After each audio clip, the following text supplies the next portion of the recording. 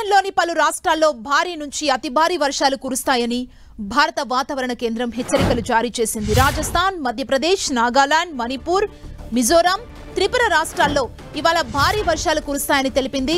పశ్చిమ బెంగాల్, జార్ఖండ్, అస్సోం, గోవా, మేఘాలయ, మహారాష్ట్రలో భారీ నుంచి అతి భారీ వర్షాలు కురుస్తాయని, గుజరాత్లో ఇవాల్టి నుంచి 3 రోజుల వరకు భారీ నుంచి అతి భారీ వర్షాలు కురుస్తాయని వెల్లడించింది. సిమ్లా, హిమాచల్ ప్రదేశ్ లో వర్ష బీభత్సం కొనసాగుతూనే ఉంది. భారీ వర్షాలు కాస్త తగ్గినప్పటికీ వరదల కారణంగా అధికారులు 73 రోడ్లను మూసివేశారు. దీంతో వాహనాల రాకపోకలకు తీవ్ర అంతరాయం ఏర్పడింది. సిమ్లాలో 35, మండీలో 20, కాంగ్రాలో 9, కులులో 6, కిన్నౌర్లో 2, ఉనా జిల్లాలో 1 రోడ్ బ్లాక్ చేశారు.